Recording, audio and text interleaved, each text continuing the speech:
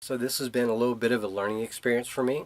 I've not been able to complete the 72-hour fast. I keep having issues in the middle of this fast which require me to eat. It's something I've not experienced in previous water fasts, but for example, this afternoon when I came home, um, I could tell I had low blood pressure, and I felt like I nearly fainted while trying to come in the door. So that was pretty discouraging. So I've managed to go about 30 hours, then I have to eat, then I can go about another 30 hours, and then I am just so out of it that I have to eat. So I'm thinking I'm going to have to hold off on doing a water fast until I can get my either stamina or my ability to handle the water fast better. So clearly part of this is my age. I've been more successful in the previous two water fasts that I've done a few years ago, but this time I'm just going to have to settle for one meal a day.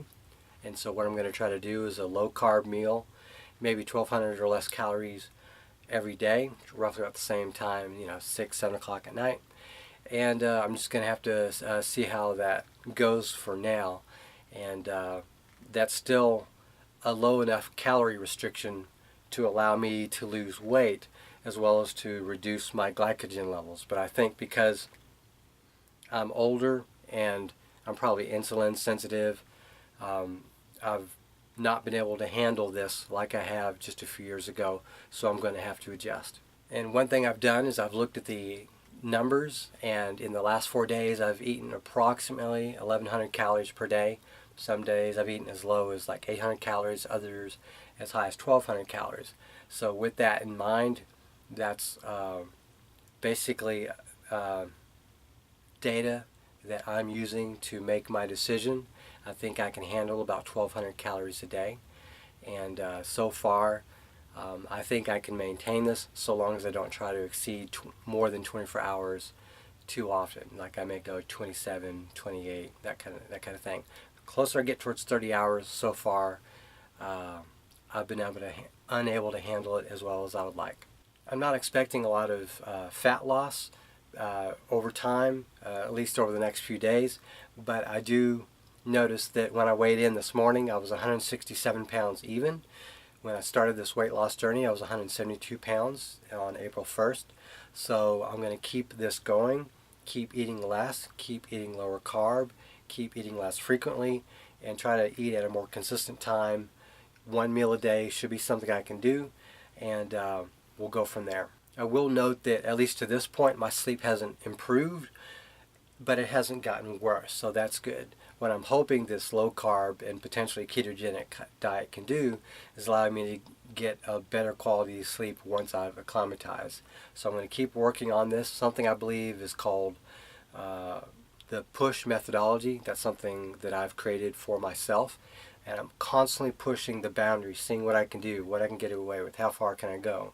And so far this 3 weeks now of this weight loss experience, I've been able to learn a lot and apply it to my current day situation and move forward. And so far I don't really get a drop of energy, like my ability to move and function normally, until I cross that roughly 24, 25, 26 hour threshold.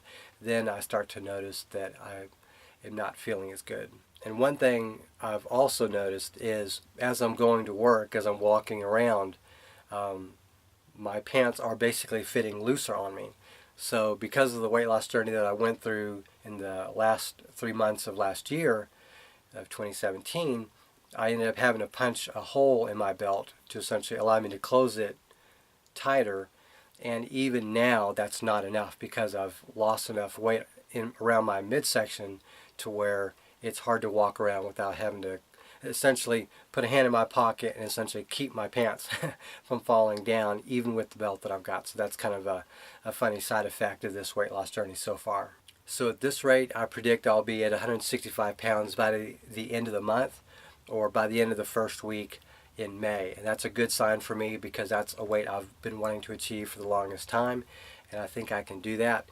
And it looks like time will tell, and we'll just see how that goes, and I'll be reporting over time. And in this experience, what I've been doing is I've been taking my electrolyte pills 3 times daily, once around breakfast, once around lunch, and once around dinner time. Those are the 3 times I do that. And also, I tend to stagger it a little bit, but I take 2 of those potassium pills in between each of those times. So I take roughly 6 of those potassium pills a day.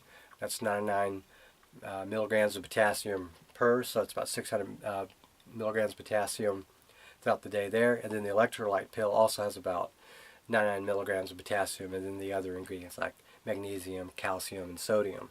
So even with this reduced calorie intake, I'm still able to stave off, leg cramps and calf pain over the night. So that's something that I consider to be very good. And one thing I've been thinking about in the last few days is, if you want to tell some people that you're water fasting, only tell people that you trust will not freak out that you're doing a water fast.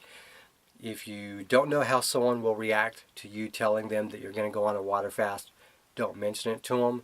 What I would say is, for those people you aren't sure but you would still like to tell them about this experience, what you have to do is tell them, look, I'm judging this day by day. If there's any problems, I'm going to let you or someone else know, but I've got a handle on this and I've well researched this, and fasting is something that is done regularly. A lot of religious people do it, a lot of non-religious people do it for health reasons, even a lot of religious people do it for health reasons. So try to break that experience with them. But I've been learning a lot through this most recent water fast, is to sort of take it easy and indeed listen to myself, and then when things get too bad, go ahead and at least get a snack or a small meal to tide you over.